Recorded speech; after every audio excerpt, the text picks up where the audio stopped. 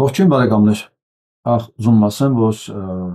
ապրիլի 27-ին այս կիրակի, արդեն Երևանում կիրակի օրը մեզ մոտ դեռ մենք շաբաթ օր ենք, ամեն դեպքում կիրակի օրը Նյու Յորքում Times Square-ում ժամը 1:30 սկսվելու է հավաքհանդիպում ցեղասպանության 10-րդ տարելիցի կապակցությամբ։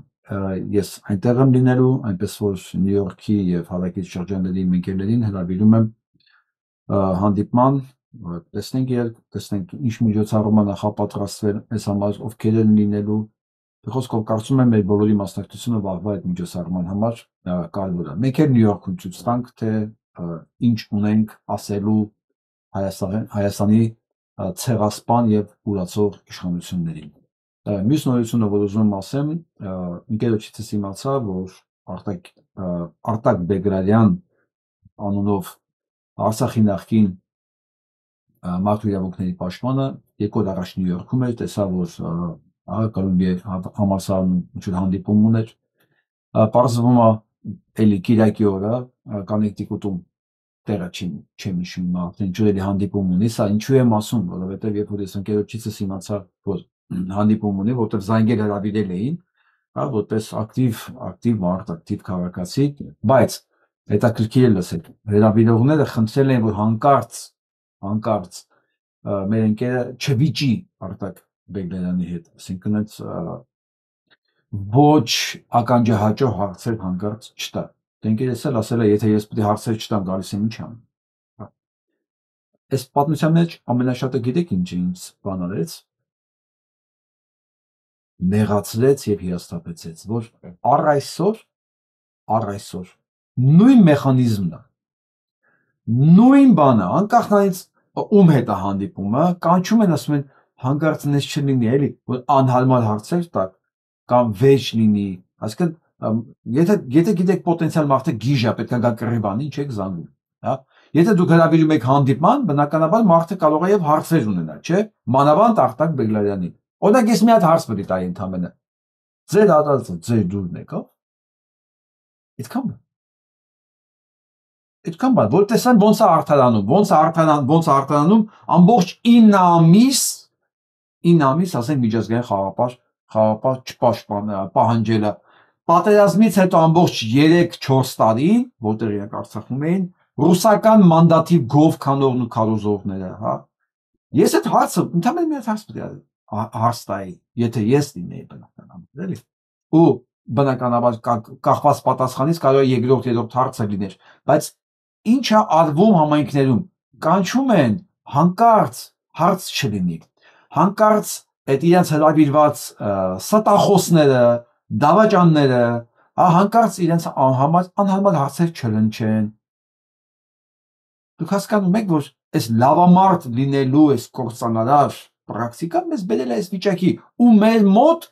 ցանկություն անգամ չկա դրանից հրաժարվելու։ 28-ին էլ, կարծեմ,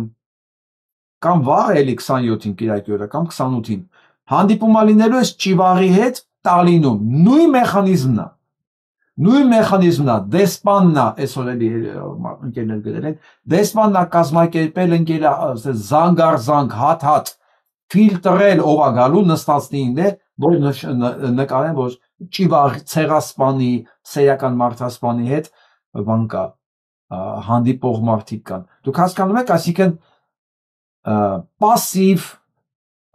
ոչ քաղաքացիական գիտակից ունեցող մարդկանց ձեռքերով սպանում են երկիրը, ցույց են տալիս, այսա մասսա, այն էլ ցեղասպանն է, տեսեք կոնֆլիկտ չկա, հարցեր չկան, խնդիր չկա, այս մարդը լեգիտիմ սպանում է իրաց անունից, ու այս պրակտիկան կործանարար, ինքնասպան պրակտիկան Հայաստանի հայկական համայնքներում պտտվում է։ Տեսնես այս անողները հասկանում են իրենք ինչ են անում։ Տեսնես հասկանում են իրենց պատասխանատվության, հանցագործության չափը պատմության առաջ։ Գիտեք,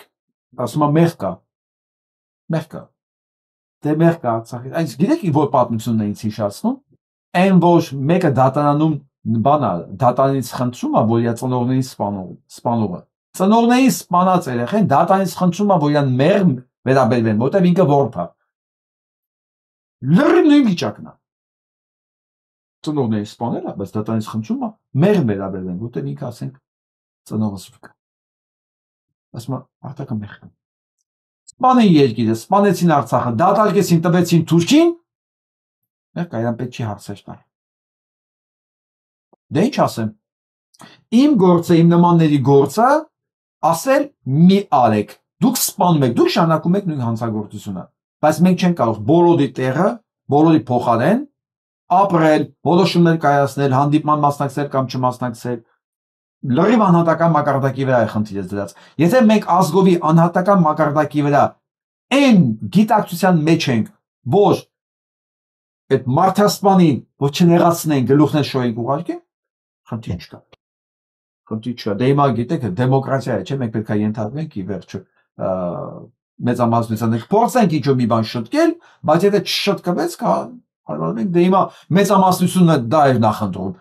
Մեծամասնությունը նախընտրում էր կոմֆորտի մեջ դիմավորել մարդասպանին եւ ուղարկել։ Հանկարծ ավելորդ խոսակցություն չլինի։ Ես սայից ավել ես չեմ պատկերացնում, որ հնարավոր է բան անել։ Դրա համար էլ այսօր Հայաստանում այս վիճակն է։ Նայեք այս տեսարանը։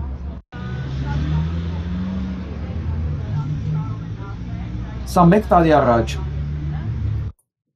Ճիվաղի Շարասյան կողմից սպանված Սոնայի եւ իր բալիկի մահվան վայրն է, սպանության վայրն է, այսօր մարդիկ եկել են ծաղիկներ են դնում։ Ես նենց եմ ուզում հավատամ, որ սա քաղաքացիական հասարակության վերածննդի սկիզբն է, որովհետև քաղաքացիական հասարակությունը սպանեց հենց Փաշինյան Նիկոլը, ոնց սպանեց, տարավ այդ քաղաքացիական հասարակության հիմնական անդամներին, փչացեց ուղղակի, մի մասը ի սկզբանե գիտեին իրանք ովքեր էին, մյուս մասինը տարավ նշանակեց տարբեր տեղեր, մի քիչ կաշառքով, մի քիչ հնարավորությունով փչացեց ու անց շպրտեց դուրս։ Ուզում եմ հավատամ, որ Միքայել Հայրապետյանն էր կարծեմ նախաձեռնել։ Ինչ է, մեր ընկերների նախաձեռնությունը, ինչ եմ ասում ընկերներ, համարում եմ ընկերներ, լավ բան են արել։ Ուզում եմ հավատամ, որ սա Հայաստանի քաղաքացիական հասարակության սկիզբը կլինի։ Ու հենց այս օրը, հենց այս սպանության օրը, Փաշինյան Նիկոլը տոնում է քաղաքացու օրը։ Այն քաղաքացուն, որ 3 տարի առաջ սպանեցին, հղի կնոջը, նույնիսկ չկանգնեցին օգնելու համար, առ այսօր էլ ոչ մեկ չի պատասխան տվել, ոչ մի մեղավոր չկա, բոլոր փաստերը, խոսակցությունները, բոլոր ամենի ջնջված է։ Ու այս հանցագործը հենց այսօրը քաղաքացիների քաղաքացու տոն անում ու այս տականքին, այս մարդասպանին դիմավորելու իմիտացիա կազմակերպվում այսօրվա վիճակով Տալինում, մյուսի համար չգիտեմ Կոնեկտիկուտում եւ այլն։ Ոնց կարելի է սենց ապրել։ Ես ուղղակի չգիտեմ։ Ոնց կարելի է սենց ապրել, սենց ապրելուց հետո ոնց կարելի է հայլու մեջ նայել, սենց ապրելուց հետո ոնց կարելի է ընդհանրապես պահանջ ունենալ կյանքից։ Ընդհանրապես բան ակնկալել ճակատագրից։ Ոնց նորմալ վերաբերմունք ակնկալել շրջապատից։ Ես սա չեմ պատկերացնում։ Տեսեք ինչ ասում է տականքը քաղաքացու օրվա կապակցությամբ, ինչ ուզում։ Ինչ ուզում։ Նախ հիշեցնում եմ, որ 2018 թվականին եղել է ոչ բռնի թավշյա հեղափոխություն, որ քաղաքացին է պետության տերը։ Խոսում ան ներքին մենք բարդ ճանապարհով ենք անցել, բարդ, բայց վերջում չի մոռանալ ասում կեցե նահատակները, կեցե հանրապետություն, մենք շատ բարդ ճանապարհով ենք անցել։ Կեցե նահատակները, որոնք ապահովեցին իրենց մահով այն ինչը մենք այս ամեն ինչը ունենք։ Ու ասում է, եթե առաջ այդ քաղաքացիներն էին պետությանը, այսօր պետությունն է այս քաղաքացիներին։ Դուք պատկերացնում եք, ասում այսօրվա պետությունը այդ քաղաքացիներինն են, քաղաքացիներինն է, որին խփում սպանում են ու ոչ մի պատասխանատու չկա։ Դե ես նորից եմ կրկնում, եթե մարդ կա, որի համար սա նորմալ ընդունելի է, իմ խորին համոզմամբ ինքը իրավունք չունի նույնիսկ երկիր ունենալու։ Այն որ ինքը չի կարող երբևէ վստահելի հարազատ բարեկամ ընկեր ունենալ, դա փաստ է, որովհետև գիտես, այս ընկեր փնտրում են ամեն մարդ իր նմանին, Այսինքն սա նորմալ համարող մարդը այս նույն բանը նորմալ համարող մեկին է գտնելու, ընկեր, ամուսին, պարտներ, չգիտեմ, ինչ ուզում եք բանալեք, հա, ու բնականաբար պատկերացնում եք, այս ստորությունները նորմալ համարողները իրար նկատմամբ ոնց են լինելու։ Կյանքը հայելայինը, կյանքը հայելային, հա, ոչ մեկ չի կարող կասեցնել բնության օրենքները։ Մեկը կասի բումերանգ, ես դրան ասում եմ ֆիզիկա, ես դրան ասում եմ քվանտային ֆիզիկա, որ ավելի բարձր կան ֆիզիկա։ Հա դու չես կարող այդ տատանումները բանալու կասեցնել։ Այդ տատանումները գնում է դիմացի մարդուն ու հետա գալի։ Ըստ դրա։ Հա, որովհետև դու էլ ընտրել ես նույն որակի դիմացինի մեջը։ Հա, այսինքն նույն որակի մարդ ես ընտրել քո դիմացը։ Ինքը նույն հաճախականությունների վրա է։ Եվ դու ինչքան որակներ ունես, այնքան էլ որակներ ունենալու քո հետ շփվող մարդը։ Ստեղ են ասում շնորհավորում եմ ձեզ, հա, դուք ջեքփոթ եք շահել։ Գնանք առաջ։ Նա չգիտեմ ալջի չստամսած է, թե չէ։ Երես ուշտամ ամեն դեպքում։ Սա են ադրբեջանցին է, որ ասես կամերայի առաջ մորթում է հայրենակցին։ Որ ես վերջերս Հայաստանի Հանրապետություն ասես ես իր նկատմամբ քրեական գործ չունեմ։ Այս ադրբեջանցին են, որ ադրբեջանցին է, որի նկատմամբ Հայաստանի Հանրապետությունը չեղարկել է քրեական գործը։ Հայաստանի Հանրապետությունը իր դատախազությունով ինքը չեղարկել է հայ մարդուն մորթած մարդու նկատմամբ հանրացած քրեական գործը։ Բայց Ալիևը պահանջում է, որ իր դրոշը այրացներին պատժին ճիվաղը։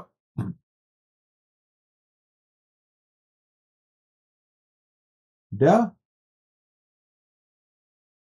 դե դուք ասեք։ Դա համարել ես սա կարծացեք մի հատ, իր այդ կարծանք ուրեմն։ Պարզվում է էրատոյի հետ աշխատող մարդ կա, որի տղան նույնպես զոհված է։ Այսինքն ոնց որ Գերամ Նազարյանը, հա։ Երեխան սպանված, ինքը այսօր Նիկոլ Փաշինյանի կողքին է։ Պրոբլեմ չունի, դե էսը գինը դա է երեխան, հա։ Հիմա բազան այտենց մեկն էլ սրա կողքը կա։ Այդ անուն չեմ ուզում տան։ Այդ էրատոյի կողքն է։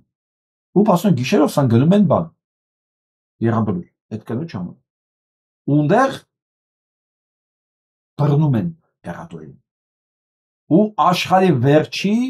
անեծքներն ու հարձակումը դրա վրա։ Կարդամ կարճ, որտեղ ես չեմ կարող դες նկարագրել, ոնց որ վերածա, հա։ Ուրեմն սրանք տեսնում են Գևորգյան Էրիկի ու Խաչատրյան Վահագնի ծնողները, ովքեր այդ ուժ ժամի եղաբլուրում են լինում։ Տեսնում են ու աշխարհի տակի եղածն ասում են նրա երեսին։ Հատկապես Վահագնի մայրը, ում որդու Շիրմի հենց դրա օգնական որդու Շիրմի հաջող շարքում է։ Իսկն նույն շարքում են եղել, էլի։ Կես ժամ անընդհատ աշխարհի տակի եղածն ասում է սրան, սա էլ աներեսի պես 40-50 րոպե նստած լսում է։ Այդ ամենը։ Ու վերջում, երբ սա գնալուց է լինում, Էրիկի մայրը սա հետևից ասում, գոռում, ասում է անգերեզմանես մնալու։ Սա նրանից նեղվում է։ Բարկացած հետա գալի հարցակվում այդ ծնողի վրա, մատթափ տալի, թե բա դուք ձեր հալը հլը կտեսնեք։ Էս ինչ արեք, էս ինչ անեցքներ եք տալիս։ Ինքը գիտե իրան անեցքներ չեն տալու, էլի։ Վահագնի հորն էլ առանձին է զգուշացնում, որ ինքն ու կինը դեռ կտենան իրենց հալը։ Երեխեքին սպանել, այ ծնողներին սպանել, իրան համար ինչ տարբերություն։ Քաղաքացի են, չէ։ Քաղաքացի են։ Քաղաքացու օրն է, չէ, ում սպանում են, այդ օրն էլ իրենց քաղաքացու օրն են անում։ Պարզապես ասեմ, որ սրանք այն տղաների ծնողներն են, ովքեր իրենց զավակների մանմիները ամիսներով ման են եկել, ու այս պետության հանցավոր անգործության արդյունքում ժամանակին չեն գտել։ Էրիկի ամբողջական մանմինը 10 ամիս եղել է դիահերձարանում։ Չեն ասել Վահագնի մարմնի մի մասը 2 տարի, ու չեն ասել, էլի։ Հիշում եք այն, որ բոլբոսնած այդ պատվարներում, նկուղներում, այդ տոպրակներով այդ դիակները լցած էր իրար։ Հիշում եք։ Մյուսն էլ 2.5 տարի է տևել միջև, գցել են տվել են ծնողներին։ Ու այս ամեն ինչի թիմի պատասխանատու կինը, ով նա մեծ ներդրում ունի եռաբլուրում, այս եռաբլուրի մեծացման, այս մարդկանց ծնողներին բանը հատատայ տալիս։ Հիմա ես ուղղակի մի բան եմ ուզում ասել դրանց, էլի։ Աննայի մնացած քպեականներ, դուք զարմանում եք, որ ձեզ անիծում են, մի զարմացեք, սա մինիմումն է, այսօր որ այս մարդիկ ունակ են անելու, դուք տեսնում եք, չէ, այսքան տարի անցել է, ոչինչ չի մոռացվել, ու չի մոռանալու, չի մոռացվելու։ Դե դուք պատկերացրեք մի իրավիճակ, էրատոներ եւ կից ճիվառներ, որ դուք փողոցում մանգակ առանց ձեր այս շքախմբելով։ Մենակ։ Դուք պատկերացնում եք այդ հետևանքները։ Ու դա լինելու է վաղտերուշ։ Դա լինելու է։ Օրը գալու է, որ ոստիկանը չի լինելու ձեր անձնական օգտագործած ելիչերին, հա, օգտագործման ելիչերին։ Օրը գալու է, չէ։ Դուք պատկերացնում եք, սենց քանի հազար ծնող ամեն անգամ իր երեխու գերեզմանին գնալուց։ Այս նույն վիճակին են գնում։ Կամ տունը նույնիսկ գերեզման չգնալուց, հիշելուց, որ դուք կաք, դուք ապրում եք, իրանք երեխեք հետ չկան։ Հա, բոլորը Գեգամ Նազարյան, չէ։ Անկամ բոլորը այս էրատոյի օգնականի նման մեկը չեն, որ իր երեխուն սպանողի համար գնա աշխատել։ Դուք պատկերացրեք ձեր վիճակը այն օրը, երբ որ դուք էլ իշխանության չեք լինելու։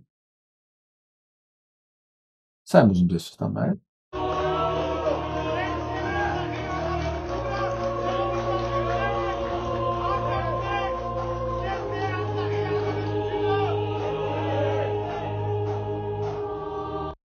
Այն խոսքա, չէ։ Մի բան էին ուզում անեն, հակառակը դուրս եկավ։ Ամեն ինչ արեցին սրանք, որ մոռացի Արցախը եւ մոռացի պահանջատիրությունը։ Ես ասեմ, ազնիվ խոսք, ժողովրդի մեծամասնությունը երբեք մեծամասնությունը պահանջատիրության մասին չի մտածել։ Խոսում են ճանաչողության մասին, ցեղասպանության ճանաչման մասին։ Այսօր ավելի շատ խոսում են պահանջատիրության մասին։ Այսինքն այն ինչ որ մոռացվել է նույնիսկ երկար տարիներ դուք մոռացության եք տվել։ Այսօր հակառակ էֆեկտ ունեցավ։ Դուք դեռ դե ինչեր եք անելու։ Դուք դեռ հələ միավորելու եք այս ազգը։ Ազգը երբ է միավորվում, երբ կոնկրետ թշնամի է տենում, հա։ Այսօր դուք ամեն ինչ անում եք, որ Արցախի դրոշներն էլ բոլոր տեղերը լինի։ Պահանջատիրությունն էլ վերակենդանանա։ Հա, որպես պահանջ։ Վաղը ես ճշտելու եմ, այսինքն 27-ին։ Իմ համար վաղը ձեր համար այսօր։ Հա։ Ճշտելու եմ նաև որքան է դա ակտուալ հենց Նյու Յորքում, Times Square-ի վրա։ Բայց ես վստահ եմ։ Ես ինչ որ հիմա տեսնում եմ, մարդիկ ինչ խոսում են, ցեղասպանության հետ միասին անպայման նշում են պահանջատիրություն։ Ես ինչքան ժամանակ եմ կալոզում եմ ասում եի միշտ, որ 24-ը դա պահանջատիրության օր է։ Պահանջատիրության օր է, դա բան չի, ուղղակի սուկ չի, դա պահանջատիրության վերահաստատման օր է։ Հա, եւ ճիվաղները իրենց գործողություններով բերեցին սա։ Տեսեք,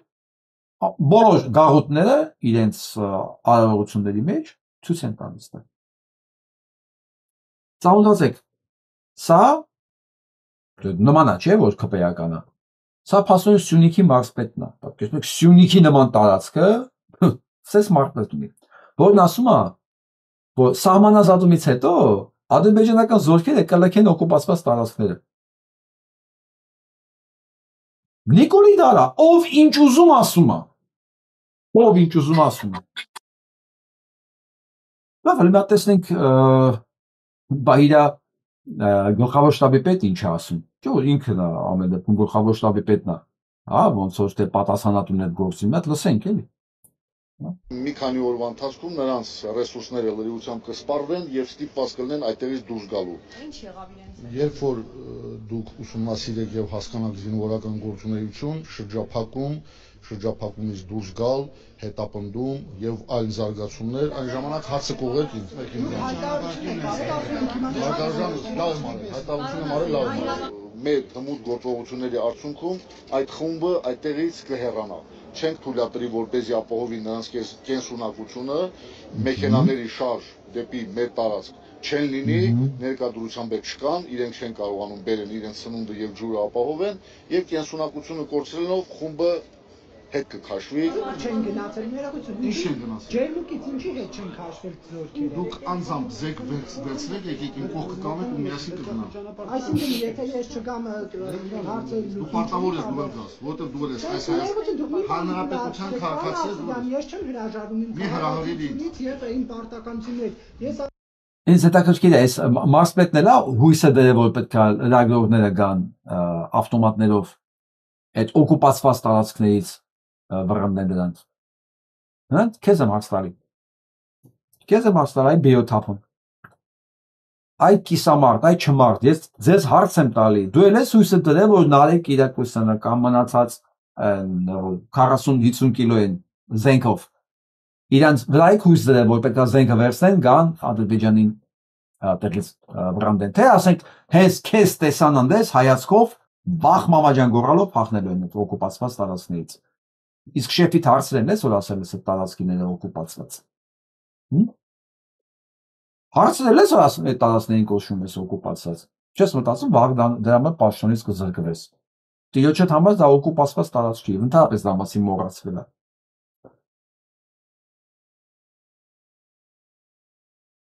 Հիմա ոսա գնա միտեղ հանդիպան, պատկերացնում եք էլի հայ համայնքը վաճառքի հանված, վաճառքի անբարոյական ամեն ինչի դիմաց պատրաստի վաճառվելու, հա, մի հատ քոսոտ սրճարան կամ ասենք չգիտեմ այնտեղ, հա, բեյքերի ասենք խմորեղենի արտադրամաս, քոսոտ Երևանում ունի ու պատրաստա դրա դիմաց, ասենք ումա պետք ծառայել։ Սա էլ գնա Թալին, հա, Թալին եմ ասում։ Սրանել են նույն ձևի ասեն, նույն ձևի դիմավորելու, բոլորն էլ զանգեն ասեն, հա, հանգարց, վեճ չլինի, հանգարց անհարմար հարցեր չլինի, բայց այնտեղ կաֆե ունեմ, նա սրճարան ունեմ, հա, այդ բորբացնած սրճարան ունեմ, գրողին թե երկիրս չի քայքայվում, գրողին թե այդ ամեն ինչի համար այսքան հազարներով մարդ չմնաց, բայց ես եմ իմ մի քառակուսի մետր մետլախատ սրճարանս ես է Տալինում ապրում եմ, ում ապետ ծառայեմ, թքած հետևանքների վրա, բան չեք զարմանում, որ այս տեսակն է ղեկավարում երկիրը, բայց ինչի պետք չի ղեկավարելու, ինչն է աշկելելու իրանց, ինչն է խանգարելու սրան, որ գենշտաբի պետը սա լինի, որ լրագրողին ասի, դու զենք վերցել ես, եկել ես ընդեղ կռիվ տաս հետս, ասում եմ մենք ընենց ենք արել հմուտ գործողությունների արդյունքում իրանք չեն սնվելու, սոված են մնալու գնալու են, չեն գնացի 3 տարի, հիմա ես կարող եմ պնդել, արա, որ դու սպասարկում ես նրանց նույնիսկ սնունդով ես, դու ես հասցնում սնունդը, քանի որ իրանց համար դա դժվար է, հա, դու ոչ միայն չես արգելում, որ իրանք գնան, նույնիսկ դու ես դելիվերին անում, սպասարկում, որ ադրբեջանցիներն հանգարց սոված չմնան այդ տարածքում։ Կարամ պնդեմ, փաստը տենալով պետք է տենց էլ պնդեմ, բա ուրիշ բան չկա այստեղ։ Ուրիշ չկա, դու ես չի ասում, ես դու ես խոսում։ Սա գլխավոր շտաբի պետն է, այն ճիվաղը վարչապետը, նա Սյունիքի Մարսի պետը։ Ոնց կարող էր արժանապատիվ միջավայրում սրանք լինեին այս պաշտոններին։ Իսկ ամենաշատ դրա վրա եմ ապշած։ Ես ապշած չեմ դավաճանների քանակի վրա, ես ապշած չեմ դրանց տականք լինելու, անսահմանափակ տականք լինելու հանգամանքի վրա։ Ես ապշած եմ ուրիշ բանից, ոնց կարող էր հասարակությունը լինել արժանապատիվ ու սրանք լինեին այս պաշտոնների։ Սա չի տեղավորվում տրամաբանության մեջ, սա հնարավոր չէ։ Ուրիշ բան էլ կա, այդ չիրազեկված ու չքաղաքացի կա, հիշում եք Դանիել Իրոնիսյան անունով, ասում է գրագետ կազմակերպած մարտերով եկել ու գրավել են Շուշին, բա պատկերացնում եք, կյանքում մի հատ ավտոմատ վերցած չկա, չգիտի դա ինչ է, բայց որոշել է, որ գրագետ կազմակերպած մարտերով եկել ու գրավել են Շուշին, մի բան, որ ոչ մեկ չի կարողանում պնդի, որ Շուշին գրաված է եղել, ինքը դեռ չի եղել, բայց վստահ է, ճիվաղը, որ գրագետ ու կազմակերպված մարտերով, նշանակումը քո պաշտպանության նախարարը, գլխավոր շտաբի պետը, քո գլխավոր գերագույն հրամանատար տականքը, նշանակում է իրենք ուղղակի մասնագիտական ոնց է պրոֆնիգոնդի ոնց կլինի։ Ուղղակի իրանք հանցագործ են, որ թույլ են տվել, որ թշնամին գահացնի գրագետ կազմակերպված գրավել Շուշի։ Նշանակում է իրանք են անգրագետ նշանակում, իրանք պետք է դատված լինեն։ Հիմա հարց։ Ուր են դատվածները։ Հա ինչ ասում եմ, մարտական բարձր պատրաստվածություն ունեցել, գերակայություն ունեցել, հրամանատարական բարձր կազմակերպվածություն ունեցել, բակոն ուներ։ Եվ այլ առավելությունների շնորհիվ։ Իսկ Ալիևի պնդման իրենք էլ ոչ մի ուժ չունեն, ոչ մի ռեսուրս չունեն առաջ գնալու։ Հիմա հարց, ինչու առավելություններ ունենեն, ոնց կարող են քո տարածքում թշնամին առավելություն ունենալ։ Այ ոչինչ, որ մի քիչ ուղեղ ունենայր բարոյականություն, այս հարցերը քո մոտ առաջացած կլինեն, բայց քանի որ դուք ոչ ուղեղ ունեք, ոչ բարոյականություն, ձեր ասած խոսքը ոչ, այսինքն դուք նույնիսկ չեք էլ մտածում ինչ եք ասում, որ կարող է մի օր առիթ լինի, ասեն այստեղ էլ Դանիել Յունիսյան, Հիմա գրի, որն է եղել քո հաշվարկը, ինչ չափանիշներով ես ասել, որ հրամանատարական բարձր կազմակերպություն են ունեցել եւ այլ առավելություններ։ Նշի այդ այլ առավելությունը որն է եղել։ Նշի։ Ու մարտական պատրաստվածության գերակայության քո բանակի նկատմամբ որն է եղել այդ մարտական պատրաստվածության գերակայությունը, ասա որտեղ է եղել այդ գերակայությունը, որ մեր գլխավոր շտաբի պետին դատենք այդ գերակայությունը թույլ տալու համար, այսինքն բանակը պատրաստ չի եղել պատերազմին։ Ասա, պետք է ասես, չէ՞։ Օրը գալու է դանչիկ։ Օրը գալու է, այս շեշ դուրս տալու համար, պետք է գես, ինչի նկատի ունեիր։ Որտեղ են քո չափանիշները, հա, ինչի հիման վրա։ Պետք է ասես, չէ՞, չես կարող ասես, հիմա դուրս եմ տվել։ Դա կարաս ասես անշուշտ։ Դրա համար էլ երևի այնտեղ ուրիշ հոդված կլինի։ Չլինի կգտնենք դանչիկ։ Ուժ եմ ասում, քո համար ինչ ասես կանենք։ Սա էլ սվաններն են, սքեմավորներն են, Վատիկանում։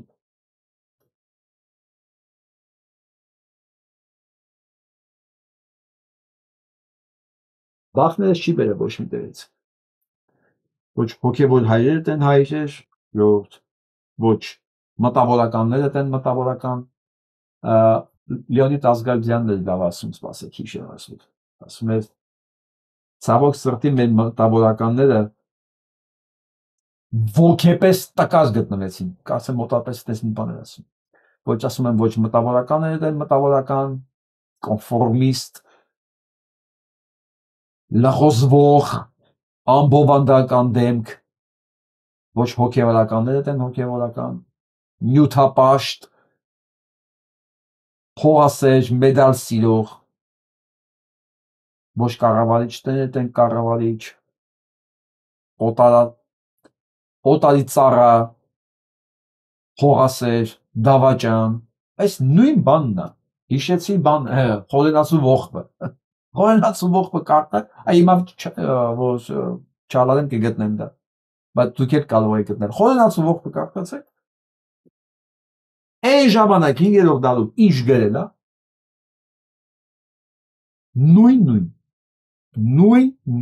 նույնը կատարում է։ Հիմա իմ մոտ միշտ հարց առաջանում սես պարագաներում։ Մենք ունակ չենք փոխվելու, թե ուղղակի չգիտենք որտեղ է պրոբլեմը, թե եթե ասենք գիտեք սենց, ամենադժվար բանը բժիշկները կասեն, ցանկացած խնդիր լուծող ճիշտ դիագնոզն է, եթե դիագնոզը ճիշտ է, լուծումները կան, որտեղ ճիշտ դիագնոզը ախտորոշումը, դա բուժման, չգիտեմ, հարցեր լուծման մոտապես 70-80%-ն է։ Որոշ դեպքերում նույնիսկ 90%-ը։ Հիմա հարց, մենք ախտորոշում չենք կարողանում անենք, թե այնքան գետենք, որ ախտորոշում անելուց հետո չենք կարողանում լուծումները գտնենք։ Ինձ սա որպես մտածող մարդու չափազանց հետաքրքիր է ու կարևոր է հասկանալ։ Չես նույն բաները եղել է ուղիղ 1500 տարի առաջ, 5-րդ դարի, բացեք։ Խորենացին ես նույն բառերը ինչ որ ես ասեցի, բնորոշելով, ինք այդ ժամանակ գրել է 1500 տարի առաջ։ Լավ, ի՞նչն է պատճառը։ Ինչը։ Չեն ընկնելու բեռնատար մեքենաները փոսերի մեջ, որովհետև մենք այդ աշխատանքները իրականացնել ենք ի տարբերություն նախորդ կառավարիչների։ Ասեք, կանենք, տվյալներդիկ համար Եզուս, ասեք, կանենք, ասեք, կանենք, ասեք, կանենք, ասեք, կանենք, Ես հիշում եմ այս որ առաջին առավոտյան արթնացա այս կարգախոսի որ ստեղծել են, բացում եմ Facebook-ը ու տեսնում եմ գրածա, ասում ենք սիկտի դեղեք, գրել է ոչ պակաս, ոչ ավել ոչ պակաս, Անդրեաս Ղուկասյան, ասեցի չի եղել, հետո սկսեցի փորձել, տեսնեմ սրանց կարգախոսն է, ասեք կանենք, անկեղծորեն Անդրեաս Ղուկասյանն էլ գրել է, ասում ենք սիկտի դեղեք, դա 2 տարի առաջ էր դեռ, Երանի իսկականից արածն էին էլի, գոնե ասենք բանի կորուստը չէինք ունենա, Ասախի կորուստը չէինք ունենա, վերջնական կորուստը, գոնես տավուշի գյուրերի կորուստը չէր լինի, ժամանակ ասել ենք, էլի ասել ենք, գնացեք, ուղիղը տեղն ասել են, ուր գնանք, Անդրեաս ուղիղ տեղն ասել էր, մեծ ստատիստիկան լսեք, Պետեկամուտների կոմիտեից մենք ստացանք նամակներ 2024 թվականի շրջանառության վերաբերյալ ու համեմատության մեջ դնելով այս ամենը 2018 թվականից հետո, ինչի համար 2018 թվականից, որովհետև 2018-ին եղել է ամենացածր ցուցանիշը այս ոլորտում, ընդամենը 0.3 տրիլիոն դրամ, այսինքն 333 միլիարդ դրամ։ 2024 թվականին ոլորտի աճը կազմել է 2037%։ Լսել եք այդպես թիվ 2037% աճ, սա խաղամոլությունն է, 18 թվականին, երբ որ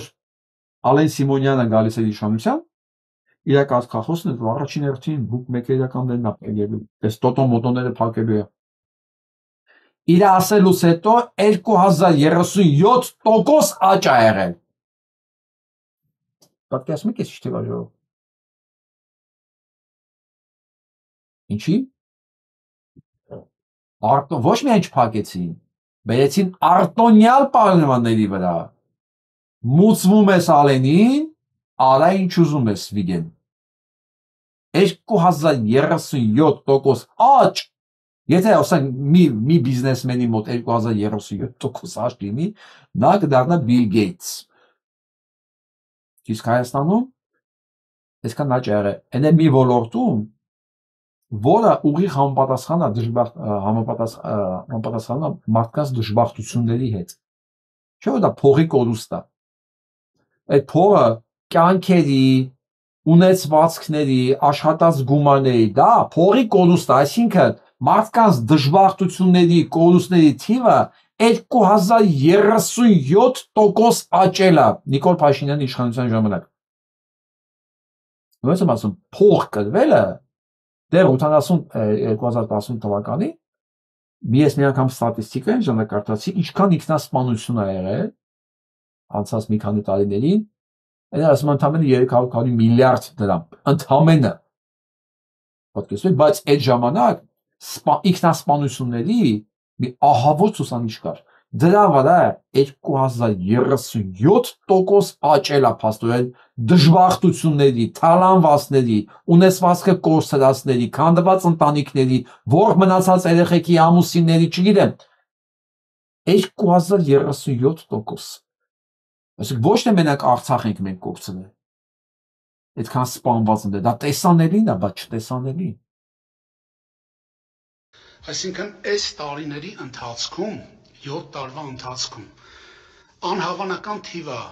որպես խաղադրույք տրվել այդ ինտերնետ խաղումով շահերի մեջ ու անհավանական շահում է տրվել խաղերի մասնակիցներին 26.5 տրիլիոն դրամ որպես խաղադրույք ընդունել են այդ ընկերությունները եւ 26 տրիլիոն դրամ խաղերի մասնակիցներին վճարել են շահում։ Սա 2018-ից 2024 թվականը ընկած ժամանակաշրջանն է։ Նու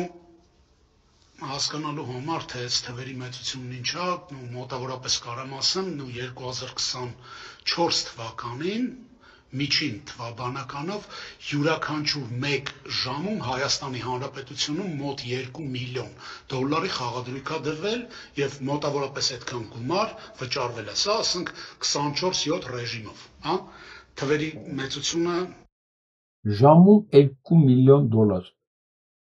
Ժամը ու անընդհատ։ Ասենք ամեն ժամը $2 միլիոն խաղալի, ամեն ժամը։ Մեկը պատկերացնում է սա ինչ թիվ է։ Նույնիսկ եմ ասում, էսի գնացել է մարդկանց կյանքերից։ Այն որ ասում է այդքանը հետ է գնացել, ինչ որ մի տոկոս ասես, չեմ ինչ որ այդ հետա գնացել, բայց ում է հետ գնացել։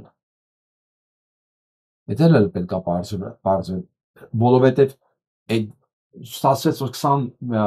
26 տրիլիոն դրել են, 20 տրիլիոն հետ է գնացել, ասենք 6 տրիլիոնն անդեր մնացել, դնել պատկերված այն մեկը ինչ թիվ է։ Այսպես բան չի լինում, որ 80%-ը խաղադրույքների հետ գնա։ Դες թիվ չկա։ Եթե տենց էլ գրած է, այդ էլ հարց է, ում է գնացել այդ փողը։ Բայց պատկերացնում եք, ժամում ամեն ժամ $2 միլիոն խաղադրույք։ Սա հիվանդ նարկոման կախվածության, նարկոմանի աստիճան կախվածության երկրի ցուցանիշը։ Այս կարգի է։ Ու հետո փորձեցինք հասկանալ տենդենսը ինչի հետ կարող է այս ամեն ինչը կապ ունենա, այնտեղից ասած ոչ մի տրամաբանություն չկար։ Տրամաբանություն չկա ինչի համար։ Համաշխարհային շուկայում այս ոլորտը նույնպես տարեց-տարի ունենում է ինքը աճ։ Բայց համաշխարհային շուկայում յուրաքանչյուր տարի միջին ու այս տարիները նկատի ունեմ եղել է ի տարբերություն Հայաստանի Հանրապետության, որտեղ ոնց նշեցի 2037% էր, համաշխարհային շուկայում այդ աճը կազմել է 10.4% յուրաքանչյուր տարի։ Ну ընդհանուր, եթե վերցնենք մոտ 77-78%-ի կարգի է այդ տրամաբանության մեջ, ասենք 77%-ով ամբողջ աշխարհում աճել այս ոլորտը, բայց մեր մոտ ոնց նշեցի 2037%-ով։ Պետեկամուտների կոմիտեից մենք ստացանք Ահա թե որտեղ է եղել իսկական աճը։ Պատկերացրու, ասում են աճ, ահա թե որտեղ է եղել։ Իրանց համար հսկայական աճ է եղել։ Պատկերացնում եք 70% համաշխարհային մակարդակի վրա 7 տարի մեջ իրանց մոտ 2037% աճ։ Դժբախտությունների աճ։ Այսօր երկու հատ մեծ պայթյուն է եղել, մեկը Իրանում, Բանդար Աբաս նավահանգստում, սոսկալի մեծ պայթյուն է եղել, 400-500 վիրավոր կա առնվազն եւ երկար ժամանակ կրակը չի մարել։ Հիմա էլ չի մարել, ես չգիտեմ օրվա վերջը նորություններ չկա մարասկնի թե չէ, բայց հսկայական, եթե 400-500 մարդ է վիրավորվել, պատկերացրեք այդ պայթյունի մասշտաբը սա է։ Իսկ Բանդար Աբասը այդ հիմնական նավահանգիստն է, որը նախ Հայաստանի համար շատ մեծ նշանակություն ունի, որտեղ հիմնականում Չինաստանից բոլոր բեռները գալիս են այդ նավահանգստով։ Եվ ընդհանրապես Իրանի եւ Հնդկաստանի կապի եւ այդ միջանցքին ինչ որ պատրաստում են բացել, դրա համար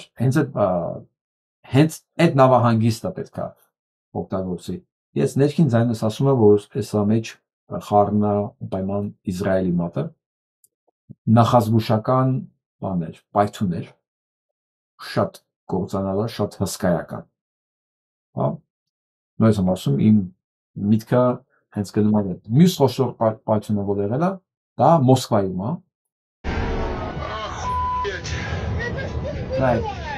Что-то взорвалось очень сильно.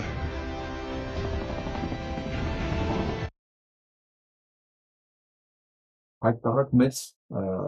պայթյունը, իրանց ամենամեծ արսենալներից, որտեղ պահվել են 300 տոննա, թե 1000 տոննա նույնիսկ աննորմալ թիվ էր։ Իրանց ամենամեծ պահեստներից մեկն է, զենքի հենց մեծ Մոսկովյանն է։ Բայց դա բնականաբար ստեղ երևի հրեաները կապ չունեն սա հետ, սա ուկրաինացիների ձեռքի գործը կլինի սա։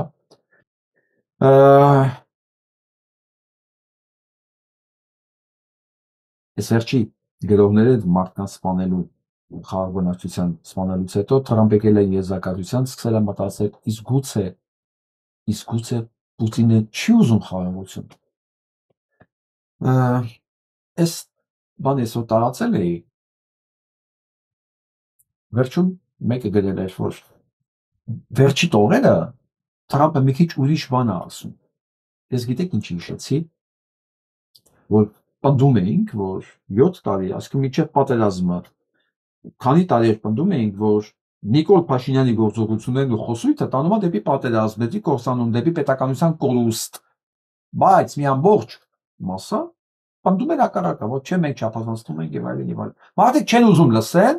ասում են չէ, դե վերջում մի հատ ուրիշ բաներ էր ասել ինքը։ Հիմնականը թողած դեռևս միջև մարդիկ կա, ասում են չէ, դե վերջում ուրիշ բաներ ասել։ Այս տողերը, որ ասում է իրանց տիպը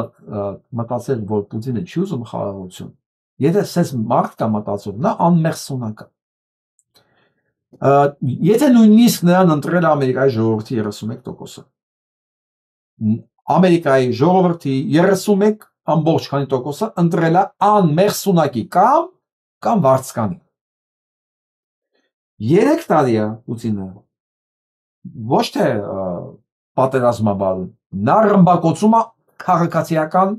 ամբողջ սեկտորը։ Նա իրականացնում է ցեղասպանություն, ռմբակոծում է հիվանդանոցները, ծերանոցները, ծննդատները, մանկապարտեզները, խաղահրապարակները, եկեղեցիները, հա։ Նա 3 տարի ավել իրականացնում է ակնհայտ ցեղասպանություն։ Եվ դրա համար քրական գործ կատարել, երեխաների գողություն եւ այլն։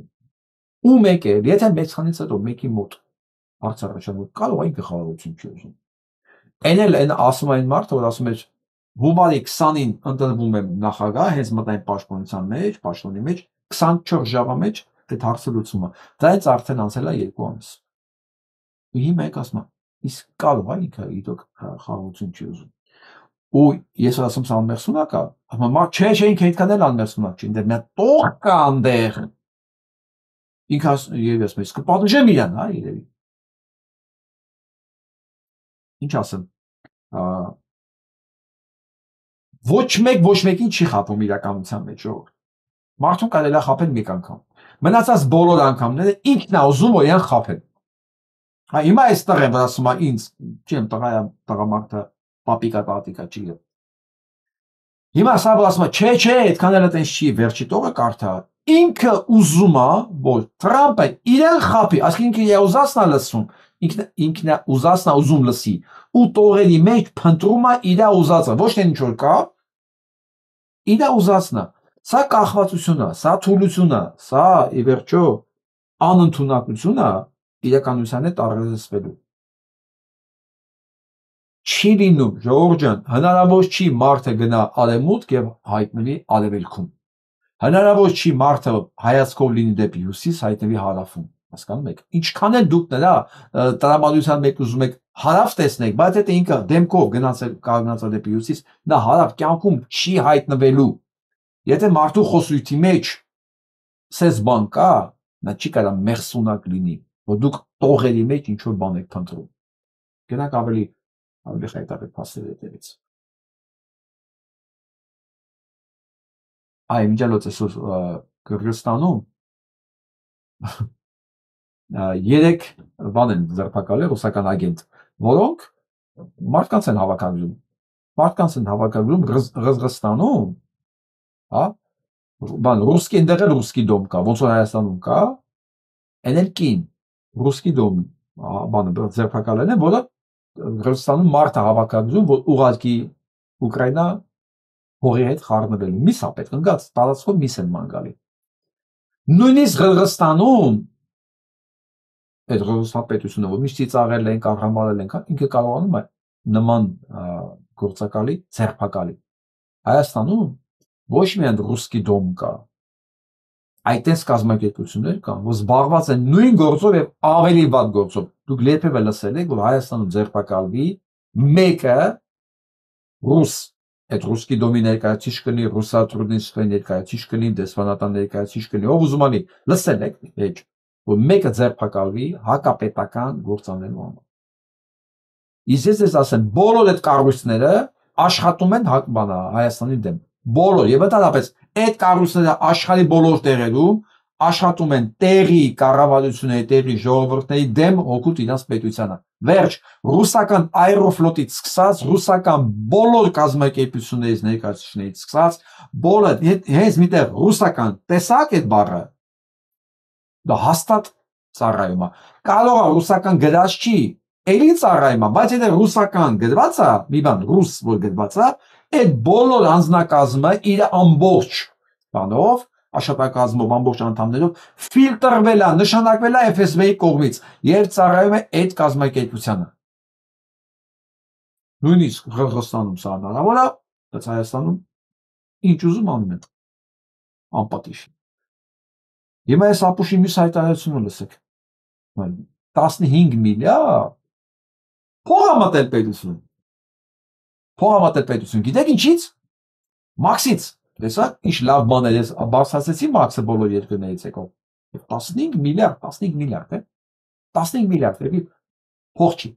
15 միլիարդ ինքը բան է։ Ու սրա մասին խոսում է պետության ղեկավարը։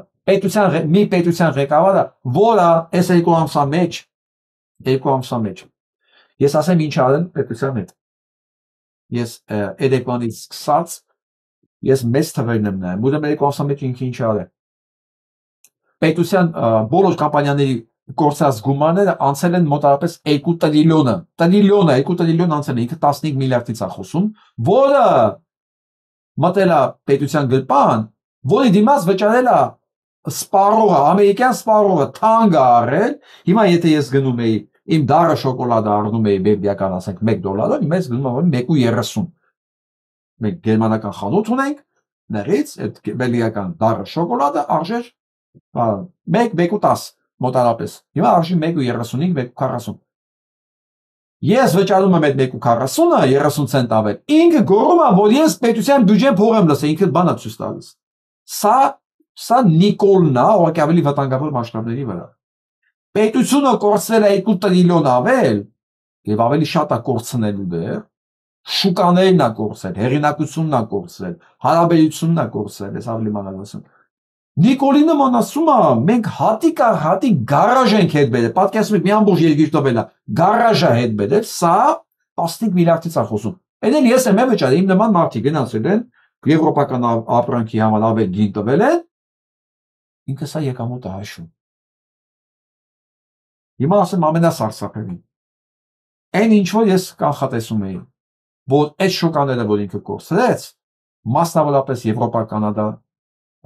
Մեքսիկա, հատեղ մտնելու է Չինաստան, Ճապոնիա, Հյուսիսային Կորեա։ Չինաստանը արդեն սկսում է համատեղ արտադրություն եվրոպական խոշոր ընկերությունների հետ, մասնավորապես ավտոմոբիլաշինության ասպարեզում։ Սա դեռ սկիզբն է, եթե մտավ ավտոմոբիլը, այսինքն արդեն ինքը BMW-ի հետ կոնտրակտ ունի։ Եվ Audi-ն է այնտեղ արդեն։ Audi-ը ինքը Չինաստանում արդեն Audi-ը արտադրում։ Audi-ը արտադրում առանց այդ բանի կլորակների։ Իրանք արդեն եվրոպական կամպանիաները սկսեցին աշխատել չինական կամպանիաների հետ։ Սա նշանակում է, այդ շուկան երբևէ էլ չի կարող վերադառնալ Ամերիկայի Միացյալ Նահանգներին։ Ամերիկայի Միացյալ Նահանգները կորցնում է իր տնտեսական ազդեցությունը եւ տնտեսական լիդերի մենաշնորհը աշխարհում։ Ամերիկան չի կործանվելու, բայց նախկին Ամերիկա էլ երբեք չի լինելու։ Հիմա սա տնտեսվարողները գործազրկությունները կբարձրանա, տոկոսադրույքների վարկերի անպայման կբարձրանա, որտեղ ռիսկային է դառնում, հա։ Ինֆլյացիա որպես հետևանք անպայման կլինի եւ դա երբևէ էլ չի վերականգնվի։ Երբ որ ասում են 1929 թվականի, հա, ճգնաժամ, երբ որ ասում են 2008 թվականի ճգնաժամ, դրանք խաղուպար է լինելու, սա գիտեք ինչի, որտեղ այն ժամանակ համաշխարհային էր ճգնաժամը եւ շուկայի կորուստի վտանգ չկար։ Պանդեմիայի ժամանակ է շուկայի կորուստի վտանգ չկար։ Սա շուկայի կորուստ է, որը չի վերականգնվում։ Սենց է, եթե մարդը սկսեց աշխատել մեկի հետ, վերջացել ինքը հետ չի գնում։ Եթե արդեն չինական տեխնոլոգիաների իսնակ, արդեն մտնում են եվրոպական շուկա։ Ռուսաստանը արդեն ամբողջը վերցել են, մասին խոսք չկա։ Եթե մտան Եվրոպա, եկան հասան Կանադա ու Մեքսիկա, վերջանում։ Վերջանում Ամերիկայի Միացյալ Նահանգների որպես տնտեսական, քաղաքական հեգեմոնի եւ ասենց աշխարհի տիրոջ, հա, ասենց որ ես եմ, վերջանում է։ Որովհետեւ Ալեքս սուտ չխոսանք, ամերիկյան արտադրանքը երբեք լավագույն իր որակով չի եղել։ Երբեք։ Եվ ճապոնականն է եղել Ամերիկայից լավ։ Ցանկացած ուզում եք տեխնիկա, ուզում եք մեքենա, ինչ ուզում եք վերցրեք, հա, եւ եվրոպականն է եղել։ Ամերիկան հարստացել է միայն իր տնտեսական ազդեցության, դոլարի շնորհիվ, ռազմական աջակցության շնորհիվ, այդ մարդկանց այդ հարաբերությունների պարագայում կարողացել այդ շուկաների վրա ազդեցություն ունենալ, հա։ Եթե դա վերանում է, ինքը դառնում է անմրցունակ։ Նույնիսկ ասում Ամերիկա Միացյալ Նահանգները չի կորսանվելու այդ պատկերացումների հետ, հա, մեջ, բայց ինքը նախկիններ չի լինելու։ Ու այս պատերազմի մեջ, որ ասում եք կոտորել են բանը Չինաստանին ես եմ անելու, հա, Չինաստանի դեմ, Չինաստանը երեք ինքնից մտածում եմ անել դրանց այդ համբերությունը, այն որ համբերի դու քո գործը արա, միջև քո թշնամու դիակը բանը կբերի, գետը կբերի։ Չինացիները հանգիստ իրենց համարյաց տեխնոլոգիաներով, բաներով, Չինաստանն էլ առաջվա Չինաստանը չի։ Այն որ զիբիլ ապրանք էր արտադրում, որ աշխարհով մատակարարում են, ինքան որ էժանները մի բան քեշ գնար այդ երկիր, չէ՞, տենց ինքը կայացավ։ Հիմա դարձել է տեխնոլոգիա արտահանող երկիր ու ոչ ավել ոչ պակաս Եվրոպա։ Այդ մեքենաշինության արտադրության մեջ հիմա որ սկսել են համագործակցությունը, ոչ թե ինքը ասենք բան անիվատ անելու վաճառին է կամ դետալներ, չէ, հենց տեխնոլոգիական մասով է համագործակցությունը։ Էլի ամեն ինչը կհավաքի գերմանացին BMW-ի վրա, բայց տեխնոլոգիաները մանավանդ տեսարեստական բանականությունով ստացված տեխնոլոգիաները, որ դնում են մեքենաների վրա, լինելու է արդեն չինական։ Մնաց բալով Տեսլա, մնաց բալով այնտեղ, չգիտեմ, ամերիկյան այս բաներ, Google, այդ ամեն ինչը, դրանք էլ է շուտով փոխարինվելու։ Amazon, բան։ Այսօր Թրամփ դու գորապ Նիկոլի նման մի հատ գարաժի մասին, երբ որ դու ամբողջ տնտեսությունը տվեցիր Չինաստանին, 15 միլիարդից ախտոս։ Ինչով Նիկոլ չի, չկա սենց բան։ Սա էլ տնտեսական զեկույցը, որ ասում է everything is stuck, բանը ամերիկան, ասում է ամեն ինչ բան է, սենց stuck, լրվել է, կանգնել է, հա։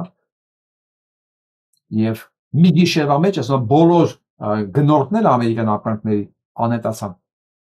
Սա արդեն ստատիստիկա է։ Ես որ ինչ-որ կախատեսում էի։ Արհեստական անետացան գնորդները, որովհետև էլ անհրաժեշտություն չկա գնելու։ Նախ ամերիկյան արտադրությունները չեն կարող սպասարկել, որովհետև իրենք մատակարարում չունեն, ինչ որ գալիս են մանր դետալները, գալիս է Չինաստանից։ Boeing-ից սկսած միջև ցանկացած արտադրություն, միջև Ford, միջև ստեղ ինչ որ արտադրում են Tesla, բոլոր մանր դետալները այնքան մանր բաներ գալի Չինաստանից, որ իրաց հսկայական տարիքներ են դրել։ Հիմա ոչ չեն կարողանում արտադրել, բայց սպառողը ո՞րտեղից քեզանից առնի։ Ասում են բոլոր գնորդները մի գիշերվա մեջ անետացան։ Սա էլ արդեն որպես հետևանք։ Հիմա վերադառնանք մեր գառներին։ Սա ցույց տամ, դասնենք էլի։ Այսինքն ստատիստիկա կա, նայեք։ Չի քվեարկել Ամերիկայի Միացյալ Նահանգներում 36%-ը։ Թրամփի օգտին քվեարկել է 31.78, Հարիսի օգտին 30.84։ Նոր այնտեղ արդեն դեռ Քենեդին կար, 1% է Քենեդու համար քվեարկել։ Եթե Քենեդին իր ձայները տալ Հարիսին, Հարիսն էր անցնելու։ Իսկ մեծամասնությունը ընդհանրապես չի քվեարկել։ Այսինքն ավելի շատ չեն քվեարկել, քան քվեարկել են Թրամփի օգտին, ասենց ասեմ։ Սա է, որ հարցում եմ ոնց կարա Ամերիկայի Միացյալ Նահանգները Թրամփին ընտրել, ամեն սենց է ընտրել։ Ավելի շատ մարդ չի գնաց ընտրելու, քան Թրամփին ձեն տվող է։ Հիմա վերադառնանք Հայաստան։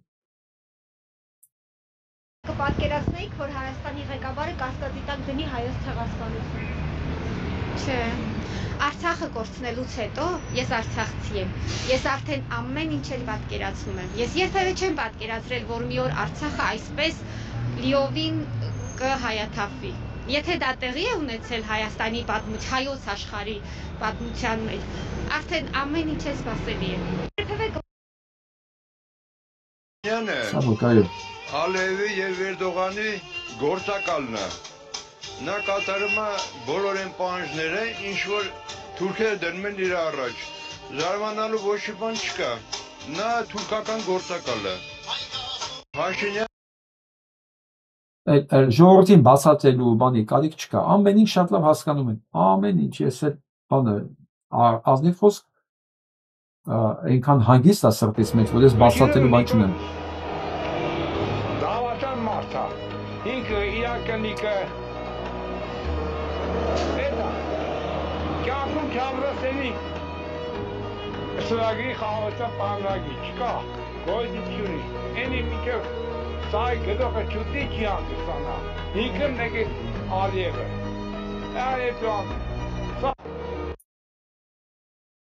Այսպիսի մի վիդեո տեսա, ոնց ձեր չստա անպայման։ Այ սերդական բերտի դիմաց։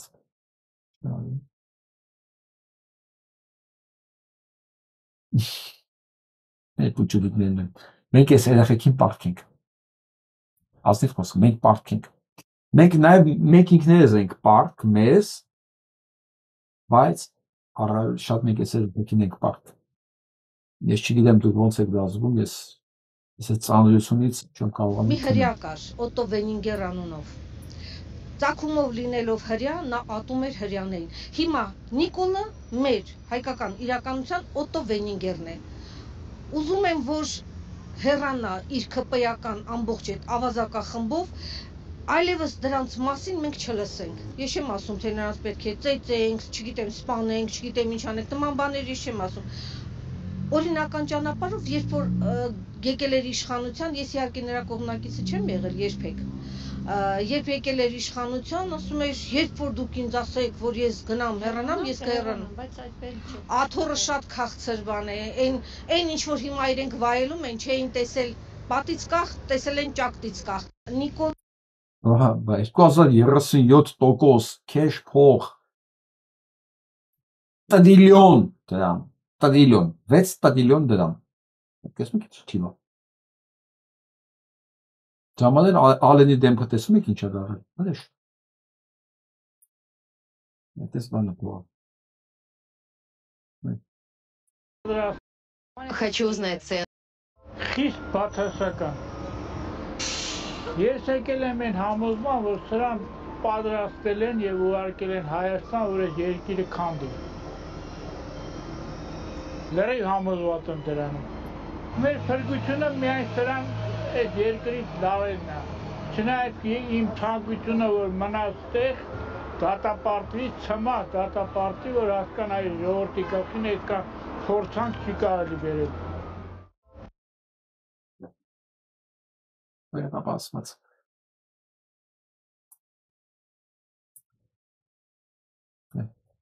Թեմայով դասախոսություն եք արդարացել, կցանկանայիք ներկա գտնվել։ Չէ, ճիշտն ասած։ Ինչ նորություն կարող եմ ասել։ Կապիկություն։ Տեսքան։ Այ, կապիկություն։ Ու ինձ հետաքրքիր է այնքան մտածում եմ իրաց կապիկություն դրնասով կա։ Ցեղասպանության ճանաչումը Արսեն Թորոսյանը ով է, բալա։ ԿՊԱ-ական Արսեն Թորոսյանը։ ԿՊԱ-ական։ Ասում եմ, որ ցեղասպանության ճանաչումը չպիտի լինի առաջնահերթություն, ինչ կարծիք ունեք դուք։ Արսեն Թորոսյանը գլուխը պատն է տալի։ Այդտենց էլ հայտնի իրան։ Ես վանեցու ծոր եմ։ Այդ հողերը տատս պատմել են, ասում հողը շաքար է, 3 անգամ բերք է ստանում։ Նոր տարում գալիս եք ասում այսքան պոպոկ պնդուկ է կառնում։ Խողովներով, ոսկով արաբներից է յա։ Հողերը մնացած է, խաղ եք տնկում 2 հատ քարի վրա ուրախանում եք։ 3 անգամ բերք է ստանում։ Արսեն Թորոսյանը հիմք չի իմ համար։ Արսեն Թորոսյանը կլինի, ԿՊԱ-ական ով կլինի։ Տգետները մի հավաքած են, որ ասում է ձեռս կոդրվեր, դրա չեն տրեի։ Հերիքա ես կամը։ Հա, հերիքա։ Հաղորդման վերջում ես ուզում եմ մի տեսանյութով ձեզ կիսվել, որ մենք հասկանանք, որ սա նոր չի սկսվել։ Ավելավա ասենք տեսանյութին ընթացքում խոսենք։ Ահա,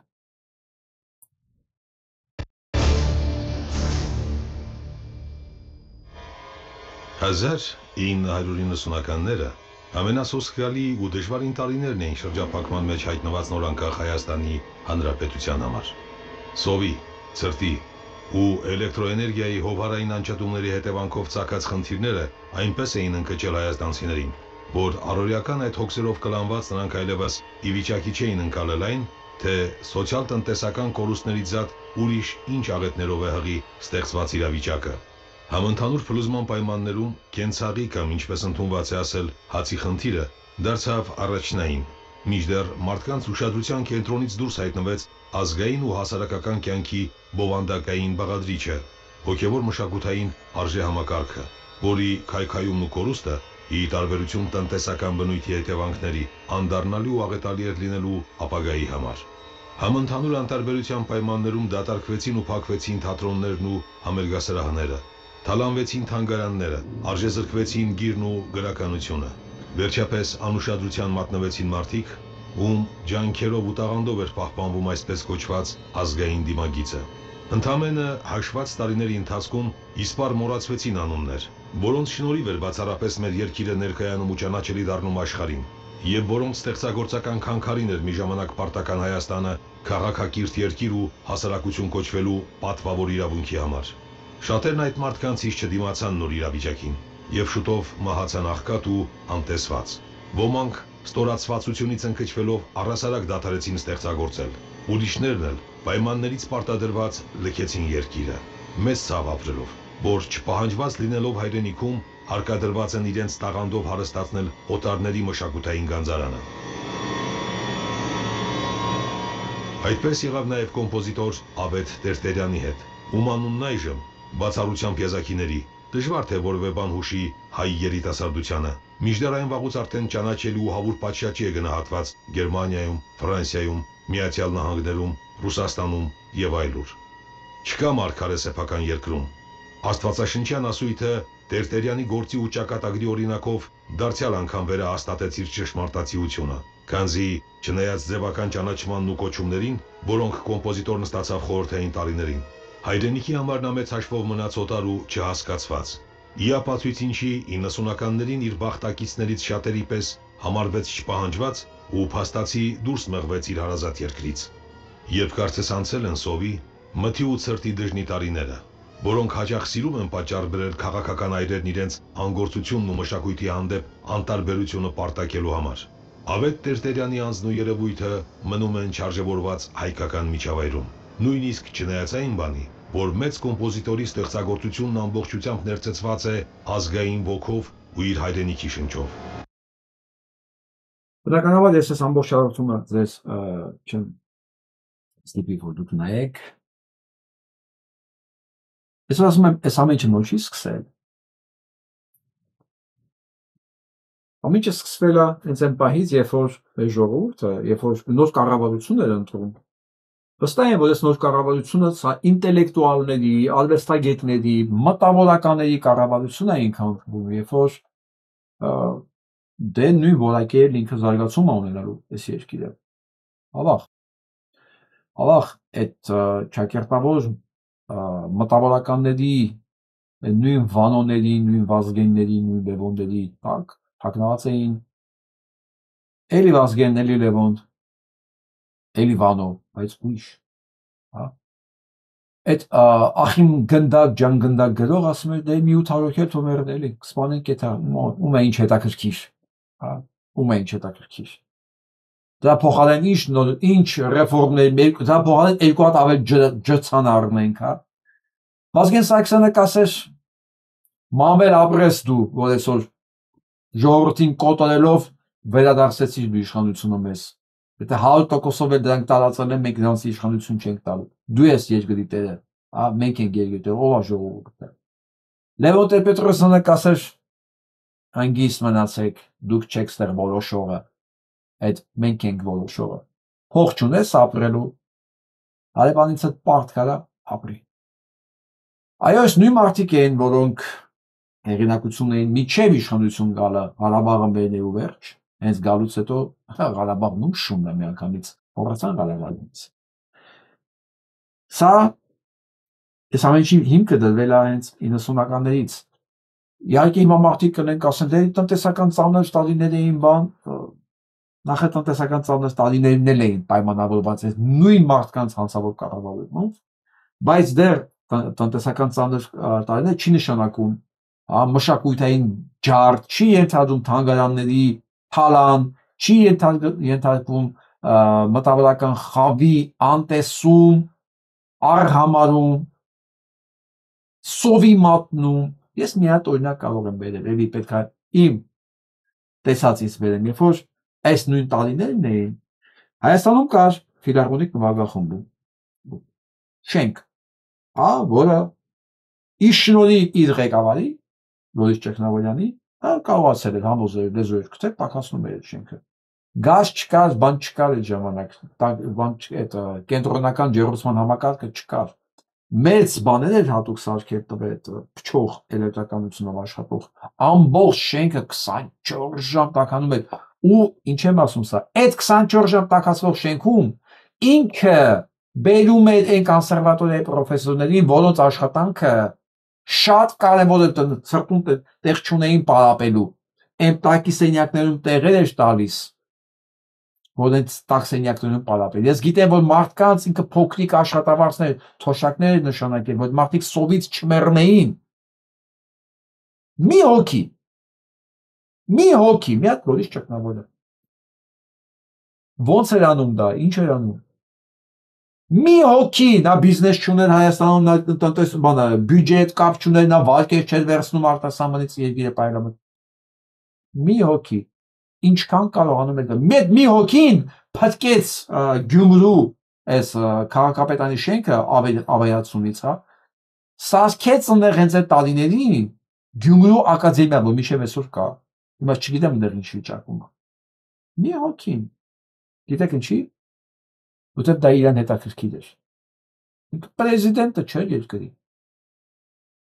Ինքը չէր որոշում, որ օլիգարխը ում նա ինչ իրավունք ունի անի, որ հիմնարկող պետք է առնի, ինչը կվաճառվի բանին, Պարսկաստանին, ինչը ստեղ մազութը ուր գա, ուր չգնա, ինչով վաճառեն, խի չվաճառեն, ինքը այդ հարցերով չես զբաղվում, ինքը անում էր այնքան, ինչքան իր բաների մեջ կա, ու մի մարդ կարողացավ մի քանի պրոֆեսոր առնվազն սովից եւ սառելուց փրկի, եւ այդ ընթացքում այդ պրոֆեսորները տալիս էին, լաուրատներ էին տալի, սոլիստներ էին տալի, ֆիլհարմոնիկ նվագախումբը աշխատում էր, Հայաստանը ներկայացնող մի հատ կոլեկտիվ կար աշխարհում, հենց այդ ձևավորման տարիների ֆիլհարմոնիկ նվագախումբը։ Ես 17-18 տարեկան էի ժամանակ։ Ասելիքս ինչին է։ Երբ որ մարդ ուզում է անի, իր համար խնդիրը անում է։ Իսկ այդ նույն տարիներին տեսել եք չէ նկարը։ Դե հիմա հիշում եմ սիրտս մրկատում է, հեսա պետք է գտնեմ ցույց տամ ձեզ։ Այս նկարն է փնտրում։ Վիկտոր Համբարձումյանը կծկված փայտի վարարանի կողք։ Վիկտոր Համբարձումյանի նման մարդը sense կծկվեց, դառավ մի բուր, իր մեծության մարդ է, ես ամերիկան Այնշտայնն է ունեցել, մենք Վիկտոր Համբարձումյան։ Ոչ մի տարբերություն գիտական իմաստով, մեծության իմաստով չկա նրանց մեջ։ Իսկ Հայաստանի համար Վիկտոր Համբարձումյան ավելի մեծ մեծություն էր, քան ասենք Ամերիկա մասշտաբների համար Այնշտայնը։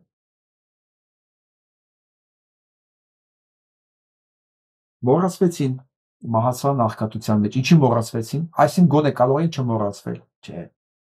Մոռացվեցին, նրանք ոչ մեկի պետք չէին, որովհետև այդ իշխանությունը դրա համար չէր եկել, ինքը չէր եկել պետություն կառուցելու, ինքը չէր եկել այդ իր ընկերներին, իր գործընկերներին, մտավորականներ էին, չէ։ Մենք ասում եմ, ամբողջ Հայաստանը գիտեր ինքը ինտելեկտուալ, բարձր արժեքների տեր մարդկանց է բերել իշխանության, որը կպարզվեր 100 հատ քաղաքական սպանությունների հեղինակը։ Ժողովրդին վերաբերում որպես ոչխարի հոտի եւ Մանվել Գրիգորյանի շնորհակալություն հայտնում է ոչխարի հոտին ջարդելու եւ իշխանությունից զրկելու համար, որ ինչա որ մի 800 հոգի կգնդակահարենք դրանց եղածն ինչա,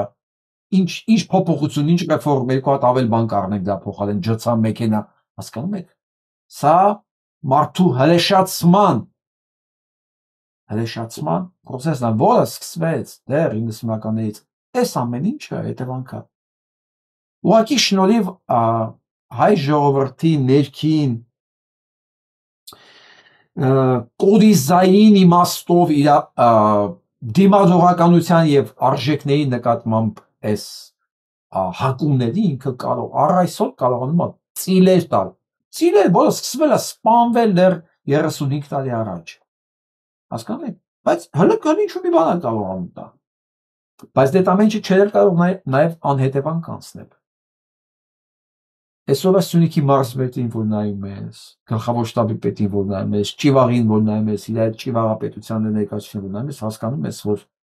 չէր կարող այդ ամեն ինչը արդյունքը ինչ որ մի բանի հետևանքներ չբերել։ Դա է։ Հենց այդ սերունդի ներկայացուցիչներն են դրանք։ Որտեղ դրանք տեսան մի բան։ Անեկդոտ կար, չէ՞, այս ժամանակ երեխան դասատուն հարցնում է, աշակերտին ասում է Բալես որ մեծանաս, այսինքն բալես չէ իհարկե, որ մեծանաս ինչ ես ուզում դառնաս։ Ինքը պատասխանում է, որ ուզում դառնամ անառակի զավակ։ Բառացի չեմ ասում, որ կոպիտ չեմ չի։ Դասատուն շոկի մեջ է անգնում, ասում է ինչու։ Դե ասում եմ, որովհետև հենց մի հատ լավ մեքենա ենք տեսնում, պարզում է այսեն անառակի զավակին, այդ լավ պալատներ տներ ենք տեսնում, պարզում է այսեն անառակի զավակն է։ Ինչ լավ բան կա, պարզում է այսեն անառակներինն է։ Իսկանում է, որ ու այդ ու բան եղավ մարդկանց մեջ այդպես մտա որ այս ամեն ինչը ունենալու համար եւ կյանքից հետ չմնալու համար այս ամեն ինչի մեջ մասնակից լինելու համար դու էլ պիտի լինես այդպես որովհետեւ 30 տարի դա է եղել միակ ճանապարհը հայտնվել իշխանության կառմայի այս կառմուշկի մոտ որտեղ այլ ձև փող աշխատել ապրել հա լավ իմաստով այդ հնարավորությունները չի եղել